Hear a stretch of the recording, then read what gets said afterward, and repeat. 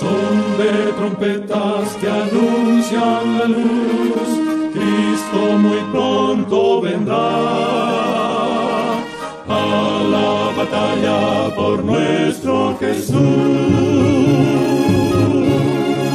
Si venceremos, Cristo muy pronto vendrá.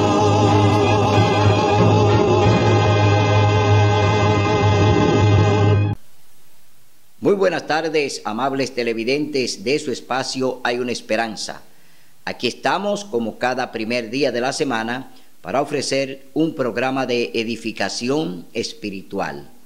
Hoy vamos a tener un tema de mucho interés, un tema donde vamos a ver cuál es la función de un diácono, qué es lo que es un diácono, qué desempeña en la iglesia, para qué es escogido un diácono y cuál es su trabajo, para qué el Señor permitió que el diácono tuviese una función especial en la iglesia, pero que también fue llamado como un mensajero. El diácono no solamente está para recoger diezmos y ofrendas, el diácono no está solamente para llevar a la persona cuando llega a la iglesia a un asiento, el diácono no está para barrer en la iglesia solamente. El diácono no solamente está para ser un hombre demandado en la iglesia. El diácono es un predicador. El diácono es un mensajero de Dios. También está para predicar y enseñar el mensaje que Dios quiere que se enseñe. Por eso Dios permitió que se eligieran a los diáconos. Dios permite que los diáconos sean elegidos en la iglesia, pero no solamente para servirle a las viudas, servir a los menesterosos, a los necesitados. No solamente fue para eso. Los diáconos también son predicadores, son mensajeros, son evangelistas, son personas que Dios usa para llevar su palabra, para enseñar su mensaje. Entonces, vamos a ver por qué Dios permitió el ministerio de los diáconos, que comenzó con 7 diáconos. Pero antes de comenzar este interesante tema, vamos a tener una palabra de oración. Oremos. Amado Padre que mora en las alturas de los cielos, santificado y alabado sea tu santo y bendito nombre por la eternidad. Gracias, Señor, por acompañarnos. Gracias por tu Santo Espíritu. Permítenos en este momento ser tu vasija para que tu Espíritu Santo sea el que predique y enseñe. Permítenos tener discernimiento de tu palabra y que nuestros amables televidentes puedan entender cuál es el propósito del ministerio de los diáconos, que son mensajeros que tú has elegido, que has escogido, para que también llevemos el mensaje y enseñemos tu verdad. Estos favores te los rogamos en el dulce nombre de tu Hijo amado Cristo Jesús. Amén. Bien, vamos a leer en el libro Hechos de los Apóstoles, capítulo 6. Vamos a ver cuál fue la dificultad que se le presentó a los discípulos, es decir, a los primeros apóstoles de la iglesia de Cristo. Los 12 apóstoles estaban realizando su trabajo, es decir, la comisión que Cristo ya había ordenado, estaba realizando su trabajo de enseñar y predicar. Pero donde ellos trabajaban también habían muchas necesidades, especialmente por la pobreza que había en ese entonces. Estaban las viudas y estaban las personas que carecían de alimentos y de otras necesidades, y que también los apóstoles, los discípulos, ayudaban para amortiguar un poco las necesidades de ellos en aquella época en que ellos andaban predicando el mensaje de Jesús. Vamos a ver por qué entonces comienzan una serie de acusaciones contra ellos, contra los apóstoles, que estaban descuidando a las viudas y a las personas que tenían necesidades, y los acusan los helenistas. Fueron que acusaron a los apóstoles, es decir, personas que se constituyeron en enemigos prácticamente de los apóstoles para acusarlo de que estaban entonces descuidando las necesidades de las viudas. pero eso no fue más que un pretexto que Satanás usó para introducir en la iglesia entonces la primera forma de discusión, es decir, de que ellos recibieran algunas acusaciones para entonces Satanás, a través de ese movimiento que se iba a levantar luego, introducir a sus agentes, a sus demonios, que fueron introducidos por Satanás, porque aquí en este tema vamos a ver que hay un personaje que lo introdujo Satanás dentro del grupo de los diáconos. De los 7 diáconos, había un personaje que estaba a favor o fue introducido por el diablo dentro de ellos. Es decir, que el diablo introduce allí a su demonio para que comience entonces la división de la iglesia. Y en este tema vamos a ver el tema de los 7 diáconos que fueron elegidos para entonces atender las necesidades de las viudas y de los pobres en la iglesia, pero que también Satanás, que estaba viendo cómo iba creciendo la iglesia y cómo se iba multiplicando, Satanás también obra de manera inmediata para que esa obra de crecimiento de la iglesia pues se detenga, porque al diablo no le conviene que la iglesia crezca, es decir, en la palabra, en la verdad. No importa que crezca en la mentira, no importa que las iglesias que predican hoy la mentira y enseñan la mentira, especialmente de que el Señor Jesús abolió los 10 mandamientos, que abolió el sábado, porque eso es lo que enseñan las iglesias de hoy en día, principalmente enseñando que el sábado ya no hay que guardarlo, que hoy debemos guardar el domingo en honor a la resurrección. Es decir, que el diablo también utiliza a muchos hombres dentro de la iglesia para él llevar a cabo sus planes de división y de presentar la mentira y de también torcer la verdad. Entonces, en este tema vamos a ver cómo estos 7 diáconos que fueron elegidos para llevar a cabo esta misión, entonces dentro de esos 7 hay un laico, un diácono que es también introducido por Satanás. Es decir, el diablo se infiltra como se infiltró Judas dentro de los 12 apóstoles. Recordemos que Judas no fue llamado, Judas se introdujo con los 12, no fue llamado. Aquí vamos a ver que también hay un diácono llamado Nicolás, que de ahí vienen los nicolaístas.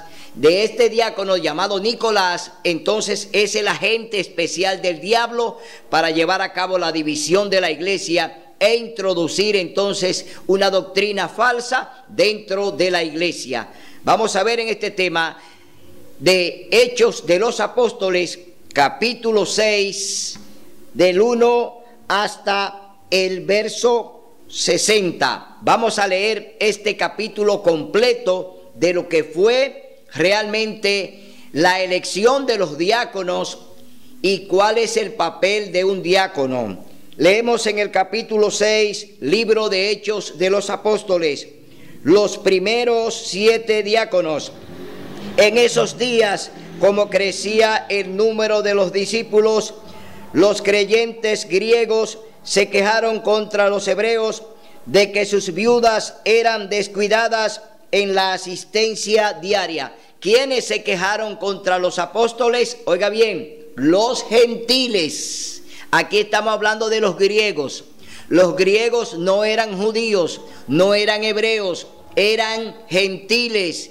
Y ellos son los que se quejan contra los apóstoles porque no están atendiendo a las viudas, que le tenían que llevar prácticamente un sostén, que tenían que darle cuidado a las viudas. Y estas personas, los griegos, entonces por ahí comienza entonces lo que es la acusación contra los apóstoles.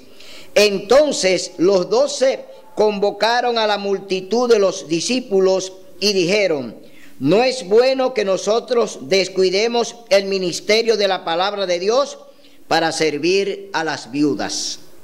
Ellos consideraban que era mejor continuar con el trabajo encomendado y no dedicarse por entero a atender a las necesidades de las viudas. Eso es lo que quería Satanás, El diablo quería que ellos pues cambiaran de rumbo, es decir, olvidaran la misión de predicar y enseñar el mensaje que se le había encomendado para atender a las viudas que no eran en su mayoría hebreas, sino griegas, es decir, distorsionar el mensaje, sacar a los apóstoles a hacer otra obra y olvidarse del mensaje que Cristo ya le había encomendado. Y aquí estamos viendo cuál es el plan de Satanás a través de este movimiento, que aunque es un movimiento importante y bueno para la iglesia, el diablo también aprovecha, oiga bien, este movimiento o aprovecha este ministerio para introducir también dentro de ese ministerio a sus agentes, a sus demonios también, para que hagan el trabajo que él quiere dentro de la iglesia, que es la de mantenerla siempre en problemas de chismes, en problemas de disgusto, en problemas de división. El diablo lo que quiere mantener es un conflicto siempre dentro de la iglesia, es decir, que Satanás trabaja dentro, no fuera, siempre dentro de la iglesia es su especial trabajo. Entonces, por tanto, hermanos, elegid de entre vosotros a 7 hombres de buen testimonio, llenos del Espíritu Santo y de sabiduría, a quienes encarguemos este trabajo. Oiga bien, llenos del Espíritu Santo, es decir, 7 hombres que no tuviesen ningún testimonio negativo, hombres intachables dentro de la congregación, iban a ser elegidos para ser los primeros 7 diáconos.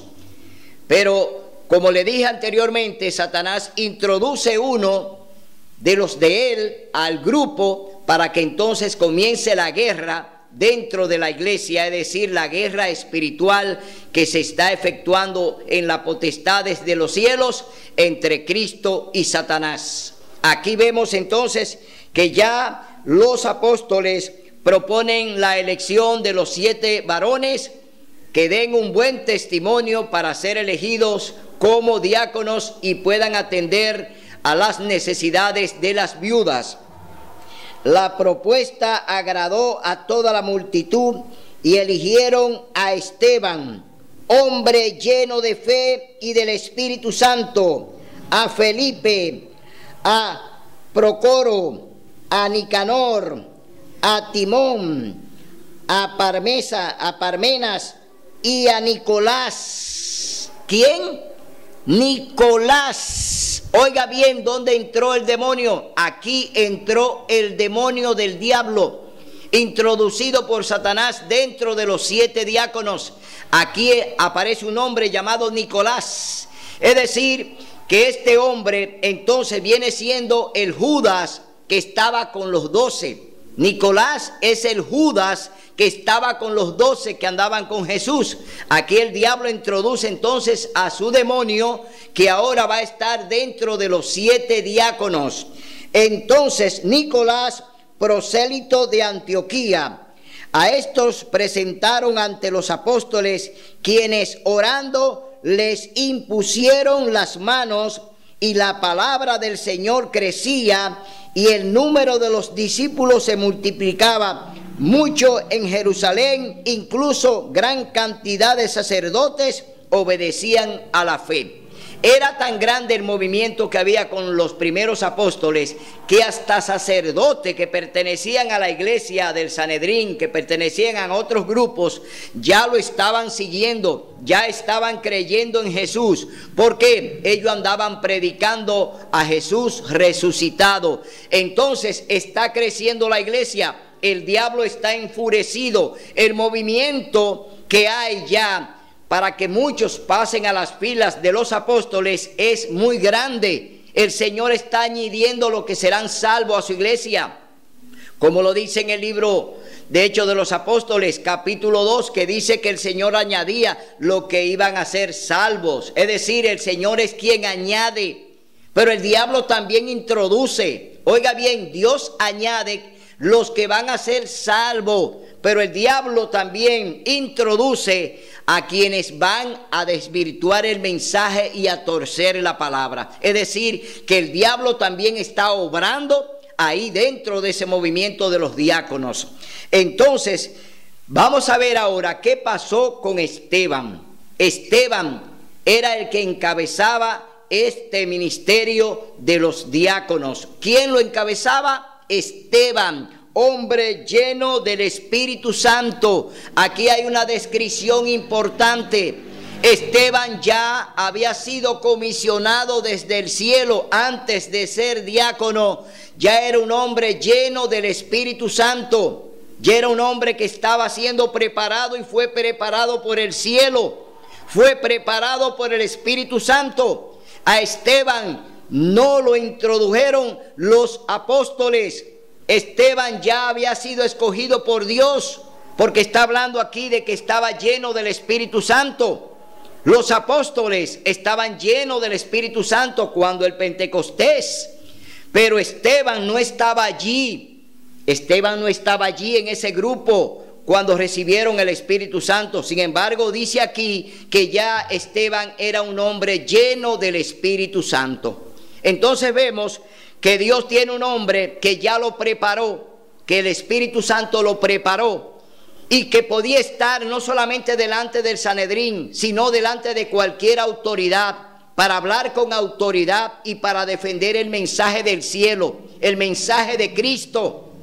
Entonces, el Señor nos dice que aunque nos lleven ante los magistrados y los jueces y nos lleven delante de ellos, que no nos preocupemos por lo que hayamos de hablar. ¿Qué hablaremos? No te preocupes por eso. El Señor dice que pondrá palabra en ti que no la podrán resistir. Y eso pasó con Esteban. El Espíritu Santo puso palabra que no podían resistirla. Aquellos dirigentes no podían resistir las palabras que Esteban hablaba, porque estaba hablando el mismo Espíritu Santo. Él no era más que una vasija del Espíritu Santo para darles amonestación a esos dirigentes que estaban rechazando al Espíritu Santo. Entonces vemos aquí que prenden a Esteban. Vamos a ver cuál es el relato que hace Esteban aquí acerca de lo que fue el pueblo de Dios antes de que el Mesías llegara, antes de que Jesús fuera crucificado. ¿Qué pasó con este pueblo cuando fue liberado, cuando este pueblo fue escogido, llamado, y se le entregó la ley, cuando Moisés le entregó los 10 mandamientos? Entonces vamos a ver cómo el Señor, a través del Espíritu Santo, usa de manera poderosa a este diácono llamado Esteban, que no era solamente para recoger diezmos y ofrendas, que no era solamente para ir a sentar a una persona al banco de la iglesia. Esteban era un mensajero del cielo. Esteban era un mensajero de Dios, era un ministro de Dios, Esteban. Entonces vamos a ver ¿qué es lo que el Señor quiere de cada uno de nosotros? Somos ministros del cielo. Aunque usted no lleve el título de pastor, usted, si es elegido por Dios, es un ministro de Dios, un ministro del cielo. Usted no es ministro de hombres ni de dirigentes. Usted es un ministro de Dios, porque usted fue comisionado por el cielo para predicar este mensaje. Dice: Esteban, lleno de gracia y de poder, realizaba grandes prodigios y milagros entre el pueblo. Milagros y prodigios lo pueden hacer los diáconos si el Espíritu Santo le acompaña, si los santos ángeles, que es el ministerio de los ángeles, le acompañan. Usted puede hacer grandes obras para el Señor, solamente tiene que someterse a ellos. Solamente tiene que dejar que el Espíritu Santo y los ángeles obren. Usted no es más que un instrumento de Dios. Usted no hace milagros. Usted es un instrumento del Espíritu Santo. Quien hace los milagros es el Espíritu Santo, es Dios. Entonces, hoy en día muchas veces nuestra obra fracasa porque queremos utilizar nuestro propio poder. Queremos predicar el mensaje sin el Espíritu Santo. Queremos hacer las cosas de Dios sin el Espíritu Santo. No hay manera. Si usted anda en desobediencia a Dios, si usted no cree en los 10 mandamientos, si usted no cree en la santa ley de Dios, entonces usted no puede tener el Espíritu Santo, ni tampoco puede tener el ministerio de los ángeles.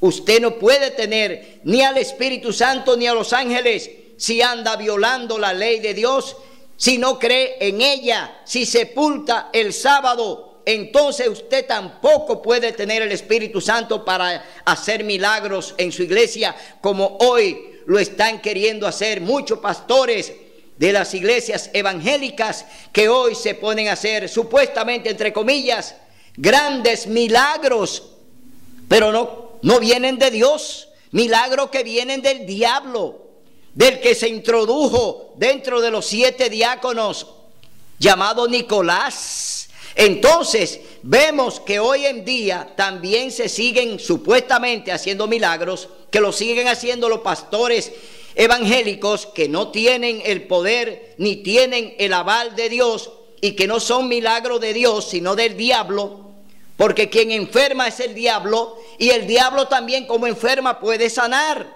Es decir, él le puede poner una enfermedad a una persona, tullirla, ponerla en silla de rueda, y él mismo puede levantarla. El diablo tiene poder para hacerlo. El diablo puede hacer que tú caigas redondo también, y puede levantarte también. Es decir, cosas que Satanás hace y la demuestran los pastores como milagros de Dios, como que el Espíritu Santo está haciendo ese milagro, pero no es verdad, porque si ese pastor, esa pastora, ese sacerdote no cree en el Espíritu Santo, no cree en los 10 mandamientos, no guarda la ley de Dios, no quiere aceptar el sábado como día santo del Señor, y cree que el Espíritu Santo puede acompañarlo para ese tipo de milagro, está equivocado, está trabajando a favor del diablo, no a favor de Dios, porque no cree en la ley, no guarda su sábado y cree que puede hacer milagro con el Espíritu Santo, que no lo va a hacer. Así, de esa manera, no. El Espíritu Santo trabaja con la regla. Pedro le dijo: arrepentíos. Cuando terminó el discurso, Pedro le dijo: arrepentíos, bautícense en el nombre del Señor Jesús para perdón de vuestros pecados y recibiréis el don del Espíritu Santo. ¿Cómo puede una persona hacer milagros, recibir el don del Espíritu Santo, si no cree en los mandamientos de Dios, si no cree en el santo sábado y proclama que el domingo es día del Señor? ¿Cómo puede el Espíritu Santo obrar en esa persona? De ninguna manera. El Espíritu Santo dice cómo es que debemos hacer las cosas para Dios. El Espíritu Santo es nuestro instructor. Entonces haz lo que el Señor te manda y obedece al Espíritu Santo, y no oiga las voces de los dirigentes, las voces de los pastores que hoy están arengando y predicando que Jesús clavó los 10 mandamientos en la cruz del Calvario, predicando que Jesús abolió los 10 mandamientos. No lo puedes seguir. No puedes creer en ellos. Te está hablando Satanás, te está hablando el diablo desde ese púlpito. Entonces tú tienes hoy que saber que Dios tiene su regla para seguirlo, y que somos salvos por la gracia de Cristo, que murió en la cruz y pagó por nuestros pecados, derramando su preciosa sangre, cambiando su vida por tu muerte. Eso lo hizo Jesús para darte vida y vida en abundancia. Pero no creas que el Señor Jesús anduvo en esta tierra sin regla, que el Señor Jesús anduvo en este mundo sin mandamientos, porque Él te dice en el libro de Juan, capítulo 14, verso 15, dice: si me amas, guarda mis mandamientos. Él te está diciendo: guarda mi ley por amor. Entonces no te creas eso de que hoy te venden una gracia barata. En la iglesia te están vendiendo una gracia barata, que tú eres salvo ya por gracia y que no importa. Estás cometiendo un grave error, porque tú estás haciendo la voluntad del diablo, negando la santa ley de Dios, negando la palabra de Dios, negando sus mandamientos. Hoy yo te llamo a que tengas una reflexión sobre esto que estamos hablando ahora. Esto es muy serio para ti. Tú tienes que saber que Dios tiene su regla y que no la puede poner ningún hombre. Y el hombre que no sigue la regla de Dios no se va a salvar. ¿Por qué? Nadie se salva a sí mismo. Lo dice el mismo Papa. El Papa dice que nadie se salva a sí mismo. Pero eso le cabe a él mismo, que anda violando la ley de Dios, proclamando el domingo como día del Señor, como día de... Entonces vemos hoy en día que muchos creen que se van a salvar por gracia. La gracia está, Cristo la ofreció, Él se sacrificó, Él murió, Él derramó su sangre por ti y por mí. Esa gracia está para ti y para mí. Pero cuidado, ojo, tienes que obedecer todo lo que el Señor Jesús te manda. Todo lo que Él te dice en su palabra, hazlo como Él lo hizo. Porque Jesús en todo agradó a su Padre. Y el Señor Jesús dice: todo lo que he hecho he agradado a mi Padre y mi Padre se ha agradado en mí. Es decir, que había un agrado mutuo. Jesús agradó al Padre y el Padre se agradó en Jesús. Entonces, ¿con cuál agrado hoy tú quieres llegar a Dios? ¿Con el agrado del domingo? ¿Con el agrado de que tú quieres ofrecerle a Dios el domingo? ¿Con el agrado de que tú quieres decirle al Señor: te ofrezco este día, te quiero brindar este culto el domingo, quiero hacerlo para ti, Señor? No, no. Tú no puedes dedicarle nada a Dios. Dios todo lo hizo y se lo dedicó al hombre. Por eso hoy solamente estamos para obedecer la palabra de Dios al pie de la letra. No debemos hacer lo que un dirigente nos dice. No debemos creer en lo que un dirigente predica. No debemos tampoco seguir todo lo que nos enseñan. Debemos escudriñar la palabra de Dios. Debemos investigar la palabra de Dios. Debemos pedir discernimiento a través del Espíritu Santo, para que el Espíritu Santo nos revele la verdad. Porque la verdad no viene revelada por hombres. No, la verdad la revela el Espíritu Santo. Jesús dijo: yo soy el camino, la verdad y la vida. ¿Era porque Jesús no tenía el Espíritu Santo? ¿Era porque Jesús no anduvo con el Espíritu Santo? ¿Era que Jesús andaba fuera de control? No, todo lo que Jesús hizo lo hizo por vía del Espíritu Santo. ¿Por qué? Cuando Él se bautizó en el Jordán, sumergido. Jesús no fue bautizado cuando bebé, porque Dios eso lo prohíbe.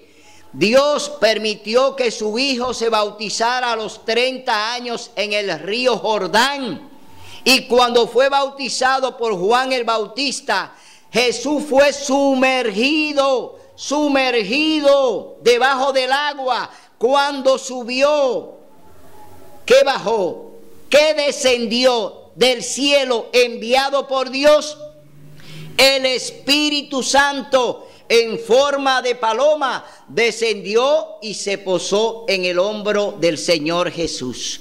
Ahí el Señor Jesús entonces ya tenía que tener las instrucciones del Espíritu Santo para llevar a cabo su misión. Es decir, que no debemos predicar, que no debemos enseñar sin el Espíritu Santo, porque Él es que está encomendado a enseñarnos su palabra. Entonces vemos aquí que ya Esteban, lleno del Espíritu Santo, comisionado por el cielo, está delante del Sanedrín, y le dijeron de la siguiente manera: pero no pudieron resistir la sabiduría y el espíritu con que hablaba. Entonces sobornaron a unos hombres para que dijeran lo que habían oído hablar, palabras blasfemas contra Moisés y contra Dios. Aquí comienzan los dirigentes a buscar testigos falsos, como lo buscaron contra Jesús. Contra Jesús pusieron testigos falsos para que hablaran mentiras de lo que Jesús no había dicho, de lo que Jesús no había hablado. Aquí de igual manera le está ocurriendo lo mismo a Esteban. Ahora buscan testigos falsos. ¿Para qué? Para que acusen a Esteban de que él estaba hablando en contra de lo que Moisés había escrito y de lo que Moisés había enseñado, y diciendo que hablaba palabras blasfémicas contra Moisés y contra Dios. Así alborotaron al pueblo y a los ancianos y a los escribas y lo prendieron y llevaron al concilio. Pusieron testigos falsos que dijeron: este hombre no cesa de hablar contra este lugar santo y contra la ley. Es decir, que ellos están acusando a Esteban de que él estaba hablando en contra de la ley. No es posible que Esteban, un hombre que fue enviado del cielo a predicar a través del Espíritu Santo, hablase en contra de la ley de Dios.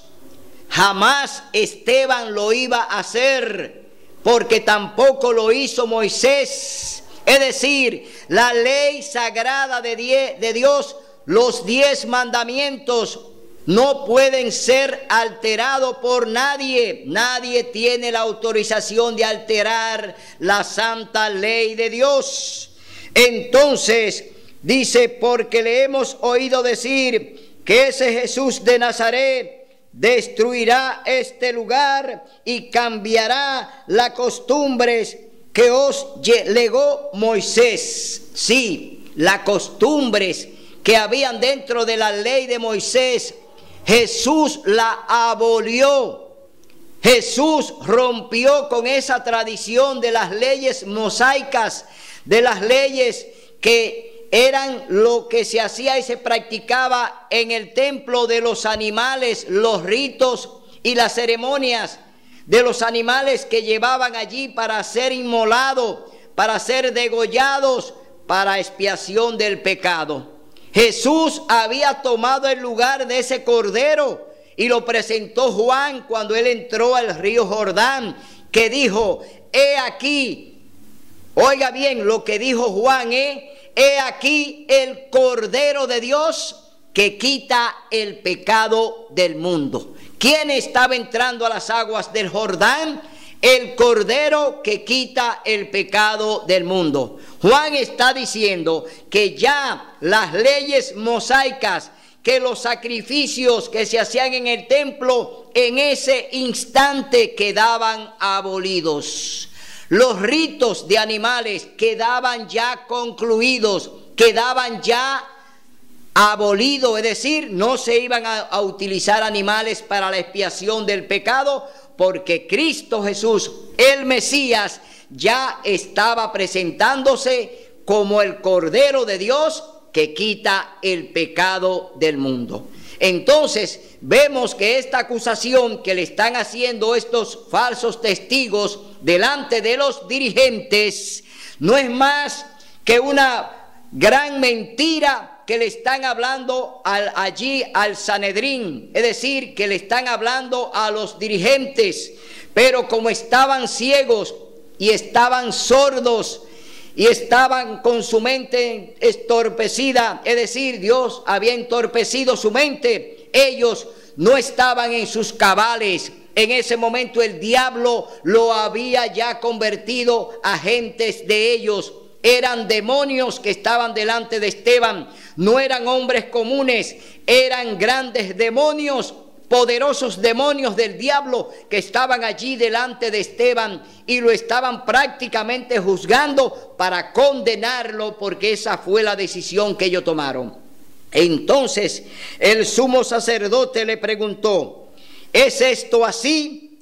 Oiga lo que contestó Esteban: Esteban respondió: hermanos y padres, oíd, el Dios de la gloria apareció a nuestro padre Abraham en Mesopotamia antes de morar en Harán, y le dijo: sal de tu tierra y de tu parentela y ve a la tierra que te mostraré.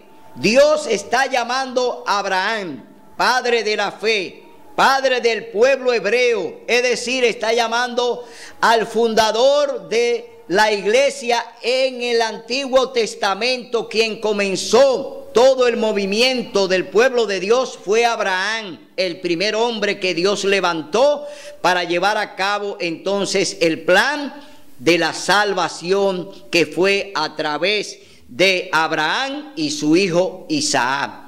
Porque la descendencia no viene de Abraham, la descendencia del pueblo de Dios viene a través de Isaac. Entonces, de ahí vienen entonces los 12 hijos de Jacob, es decir, las tribus del Antiguo Testamento. Los patriarcas vienen a través de Jacob y sus hijos.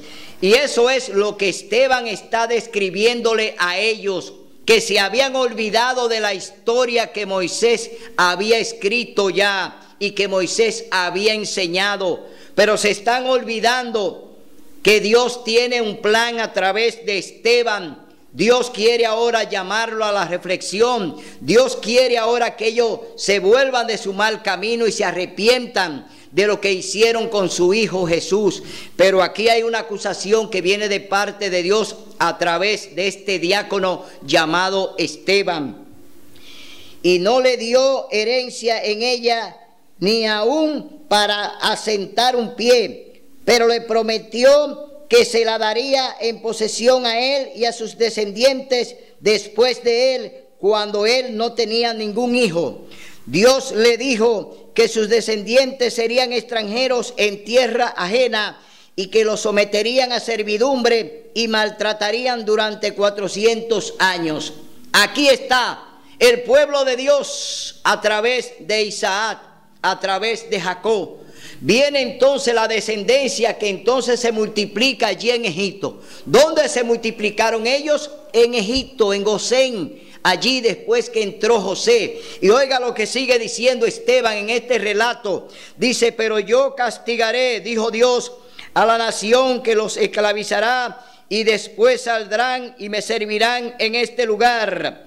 Y le dio el pacto de la circuncisión. Así Abraham tuvo a Isaac y lo circuncidó al 8º día, Isaac a Jacob y Jacob a los 12 patriarcas.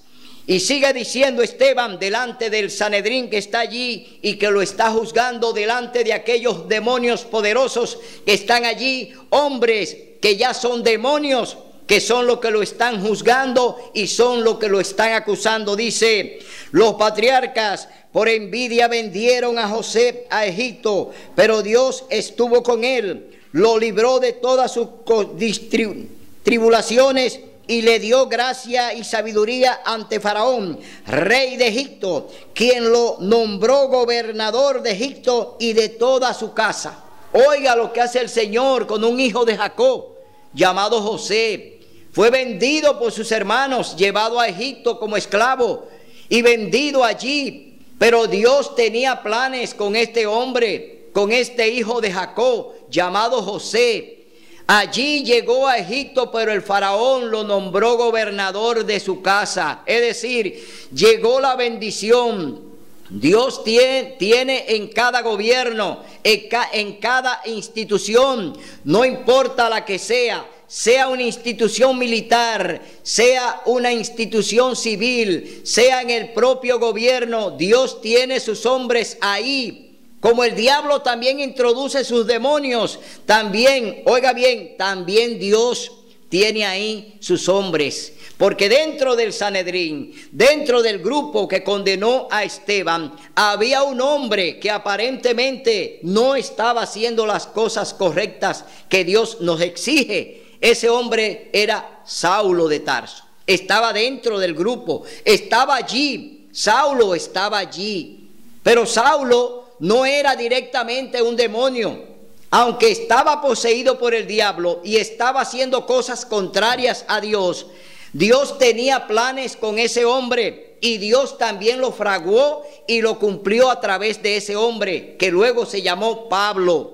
El apóstol Pablo, que fue transformado de Saulo a Pablo. Es decir, Dios revierte las cosas contrarias.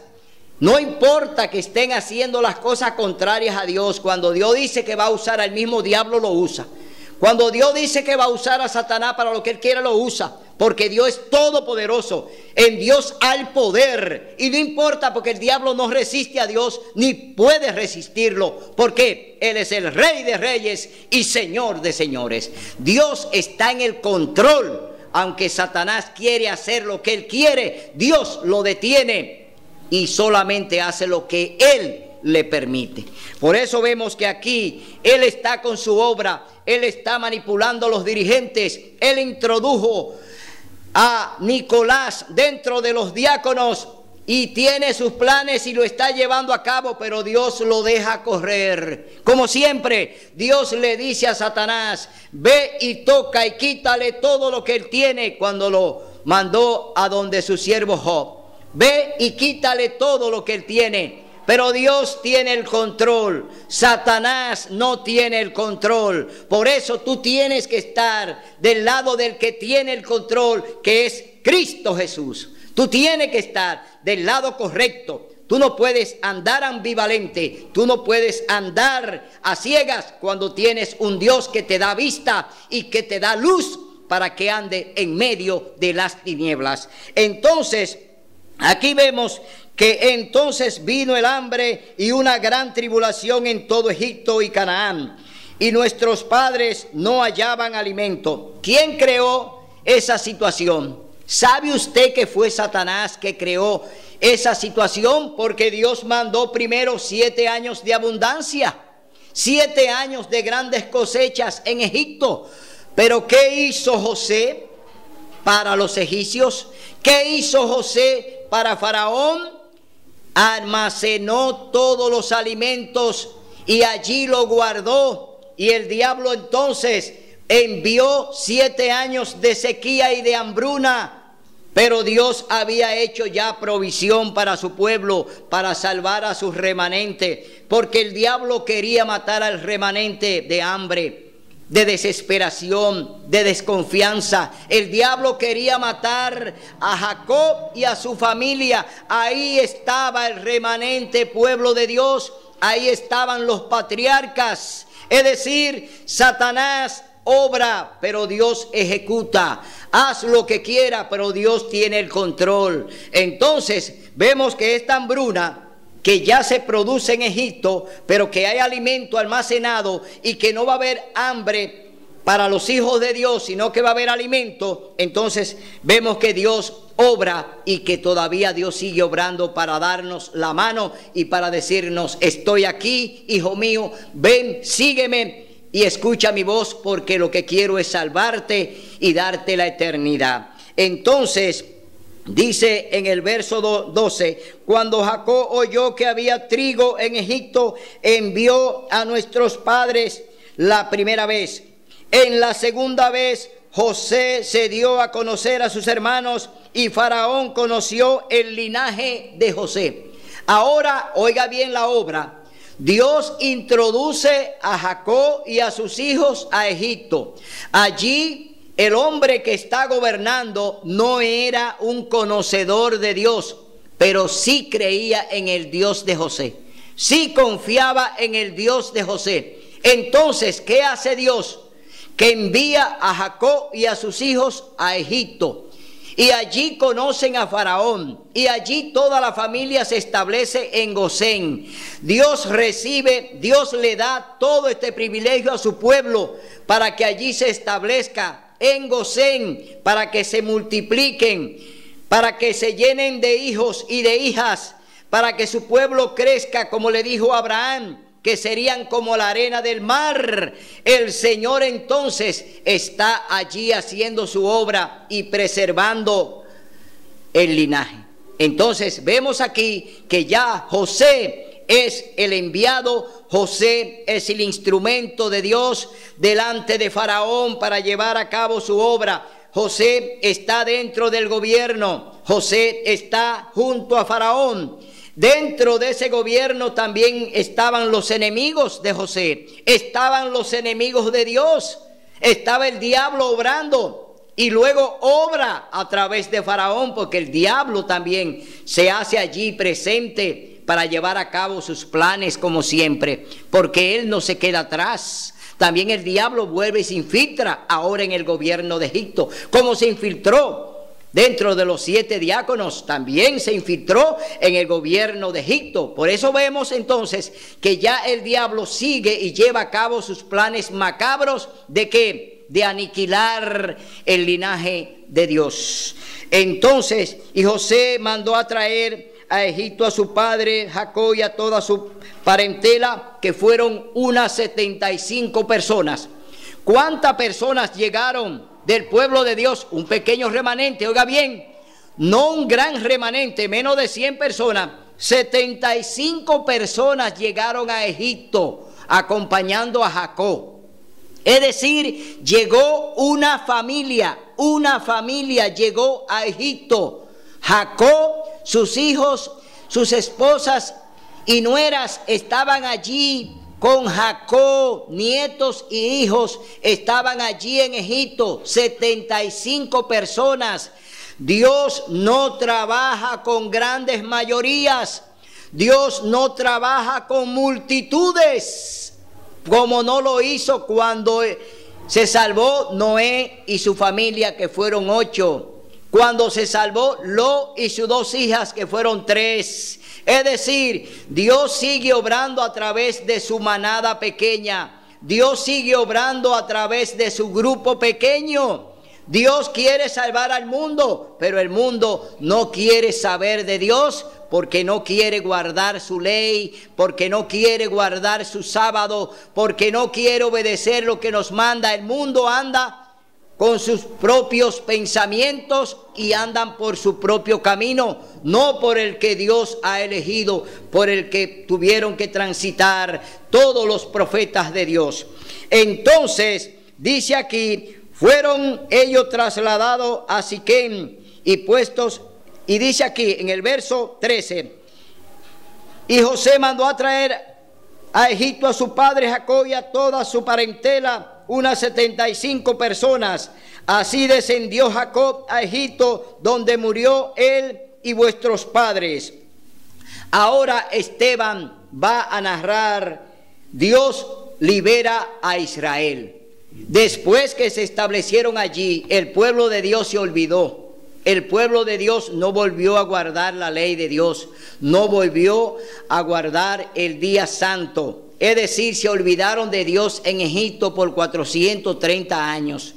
Es decir, habían olvidado al Dios que lo había protegido de la hambruna, al Dios que lo había elegido, al Dios que lo había escogido. Se olvidaron de él. Entonces, vamos a ver ahora que Dios no se olvida de la promesa, ni de su remanente, ni de sus hijos, porque siempre lo va a amparar, porque esa es la promesa de llevarlos al cielo. Y a medida que se acercaba el tiempo de la promesa de Dios, había jurado Abraham, el pueblo fue creciendo y multiplicándose en Egipto, hasta que se levantó otro rey, es decir, el gran faraón, el gran dragón. Se levantó Satanás ahora a través de este faraón. No era el rey que había en los tiempos, oiga bien, de José.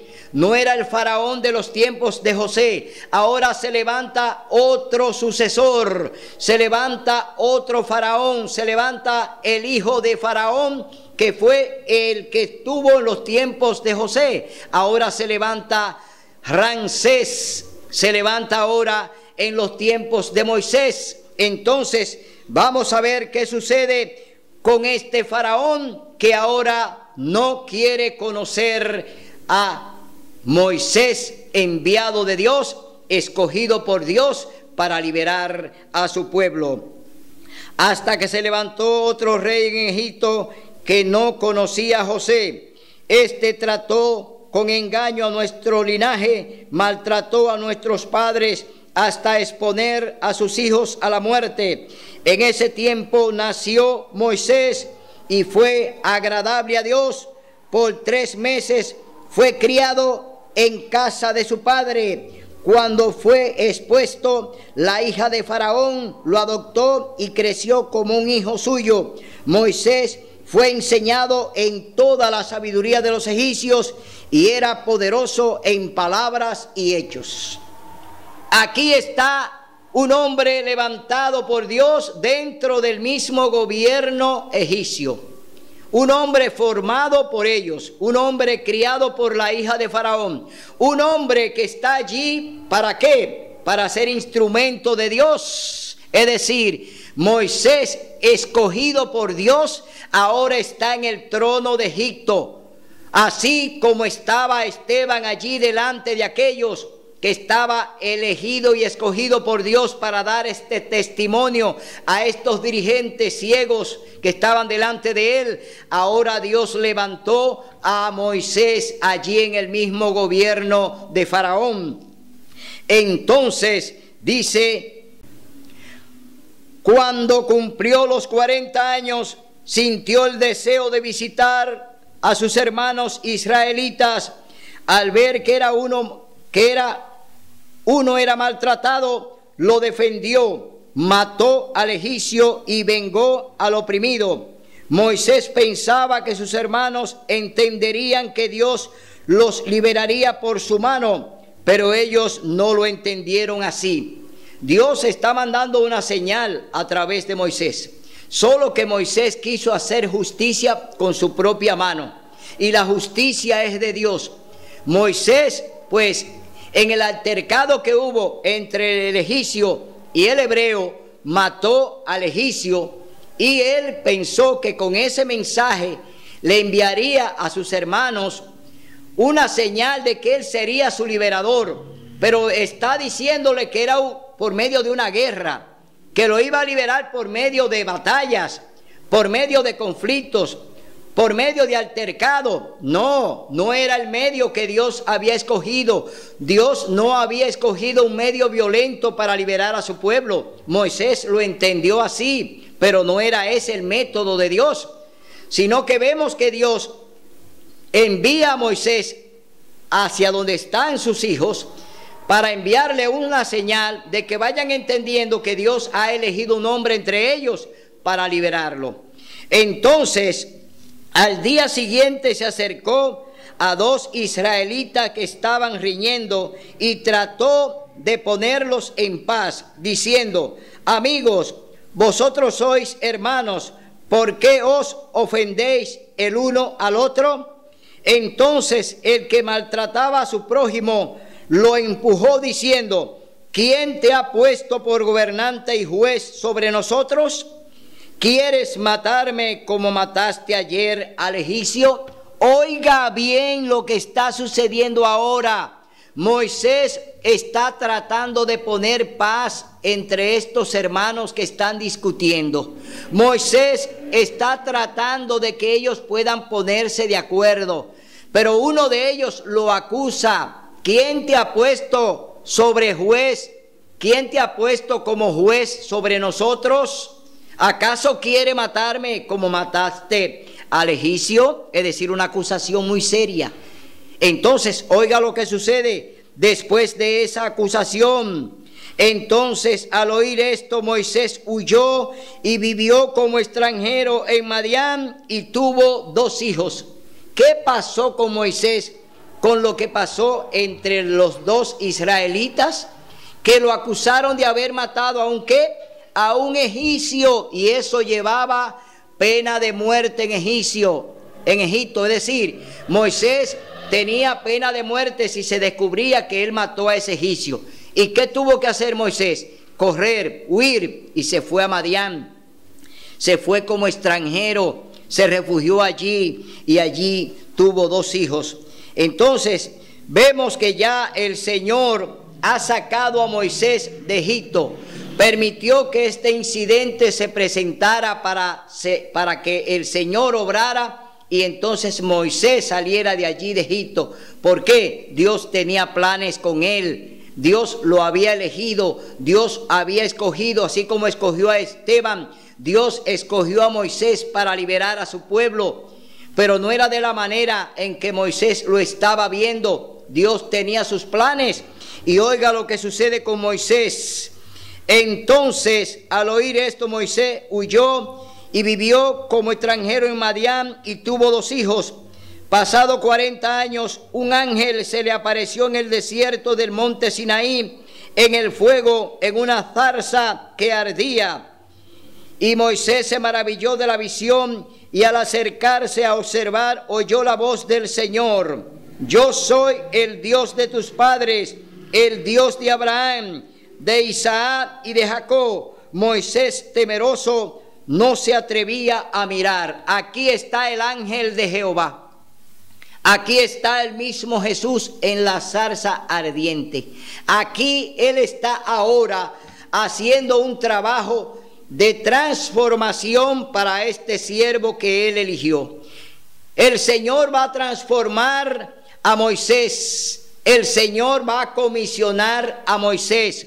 Lo mismo que ocurrió con Saulo de Tarso. Lo mismo que pasó con él, que fue transformado y que Dios lo preparó para ir a la misión. Es decir, que estamos viendo aquí que Dios sigue obrando de la misma manera, que Dios tiene su método, que no es el método tuyo, ni es el método del pastor, ni es el método del papa, no es el método del sacerdote, no es el método de la pastora, es el método de Dios. Tú tienes que saber que Dios tiene su método, no puedes cambiarlo. Dios dice cómo hacerlo y lo haremos y se hará como Él dice, en un así dice Jehová. Entonces vemos ya que Moisés está siendo transformado en esta salsa ardiente para ser nombrado como el hombre que irá a liberar al pueblo de Dios. Y el Señor le dijo: quita la sandalia de tus pies, porque el lugar donde está es tierra santa. He visto la aflicción de mi pueblo en Egipto, he oído su gemido y he descendido a librarlos. Ahora pues, ven que te enviaré a Egipto. ¿A dónde fue enviado Moisés? De nuevo a Egipto, pero allí tenía un problema. Moisés había dado muerte a un egipcio, pero ahora él va con qué poder.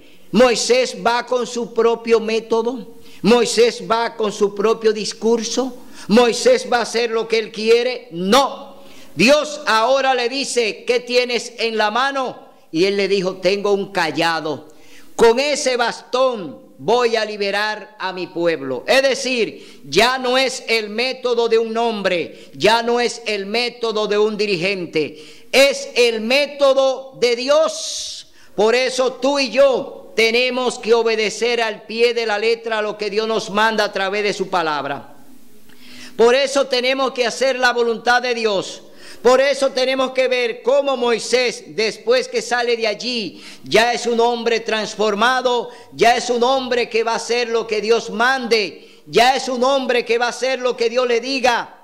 Ahora la misión está en las manos de Moisés, pero la dirección está bajo el control de Dios. No es Moisés quien va a hacer la misión ni la va a llevar, sino Dios a través de su instrumento.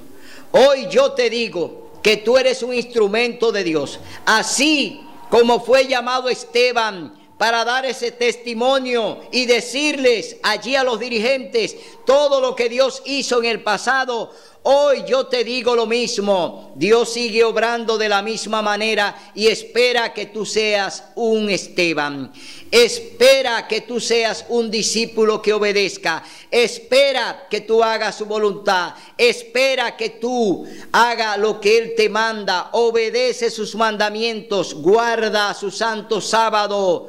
Honra al Señor con tus bienes. Haz la voluntad de Dios. No quieras andar por el camino que te indica el dirigente. No quieras andar con la voz del Papa. No quieras andar con la voz de los agoreros. No, anda con el Espíritu Santo, que te acompañarán los ángeles del cielo, y tu misión tendrá un éxito rotundo. Tú nunca fracasarás si andas y caminas con Dios. Hoy yo te exhorto a que sigas el camino de Cristo, a que siga el camino de los apóstoles, a que haga la voluntad de Dios y permanezca en lo que Él te dice que haga. Gracias por estar aquí con nosotros en este mensaje que Dios te ha enviado. El domingo que viene continuaremos con la segunda parte de este interesante tema del ministerio de los 7 diáconos. Seguiremos con el relato de Esteban, seguiremos hablándote de la importancia de un diácono en la iglesia y de que es un mensajero especial de Dios, no solo para recoger diezmo y ofrendas, sino para predicar el mensaje con poder como lo hizo Esteban. Será hasta el domingo, si Dios así lo permite.